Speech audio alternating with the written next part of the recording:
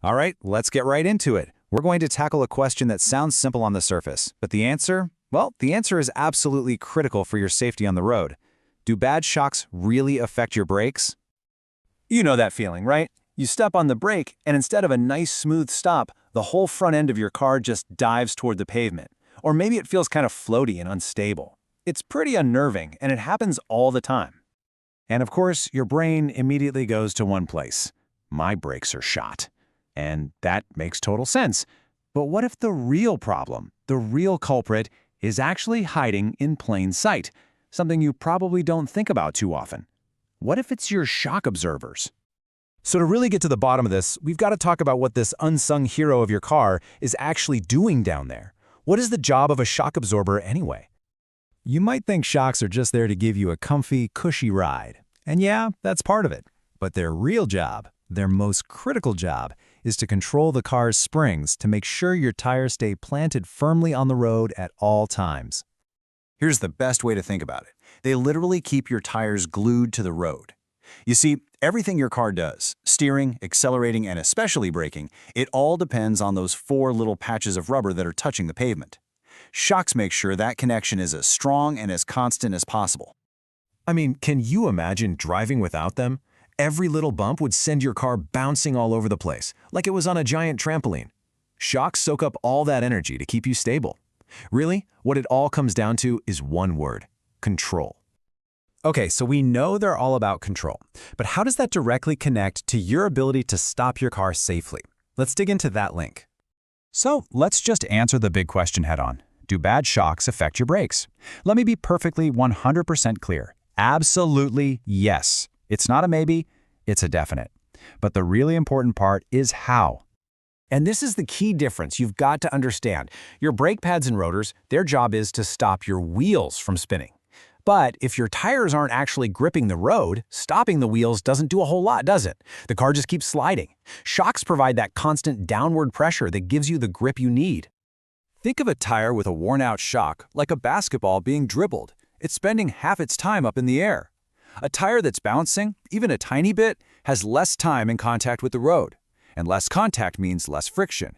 And less friction means way less stopping power. It's that simple. And this is the scary real-world result. We are not talking about a few inches. Not at all. Studies have shown that worn shocks can increase your stopping distance by as much as 20%. In an emergency, that's an entire car length. That can easily be the difference between a near miss and a serious accident.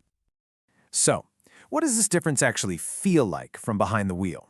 Well, a car with good shocks feels planted, stable, in control. But with worn shocks, you get that awful nosedive when you brake. In a turn, instead of feeling controlled, the car sways or leans. And we've all been in a car that bounces and bounces and bounces again after one little speed bump. If any of those things on the right sound familiar, you need to keep listening. Okay, so that brings us to the really practical part. How can you tell if your shocks are the problem? Let's go over the specific warning signs that you should be looking, listening, and feeling for. Ever feel like your car is just kind of floating at highway speeds, not really connected to the road? Or it takes forever to settle down after a bump? We already talked about the nose diving, but the opposite is true too. The rear end might squat down when you accelerate hard. Oh, and here's a huge one. Go outside and look at your tires. If you see weird, uneven, or cupped wear patterns on them, that is a dead giveaway. So, if you're sitting there nodding along to any of those symptoms, don't worry, there's a simple, straightforward action plan you can follow to figure this out. First, just start paying attention. Really notice how the car feels when you brake and turn. Second, walk outside and take a good look at your tires for those weird wear spots.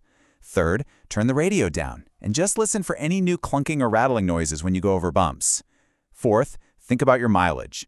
If you're over, say, 50,000 miles on your current shocks, they are definitely getting up there.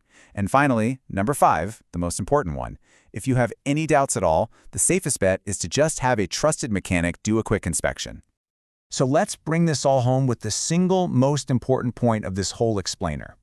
This is not just about having a slightly bouncier, less comfortable ride. It's so much more than that. I want you to let this one sink in. The comfort is just a side effect. The real issue, the bottom line, is that worn shocks are a safety problem. They directly compromise your car's ability to stop quickly and under control when you need it the most. So here's the biggest mental shift I want you to make.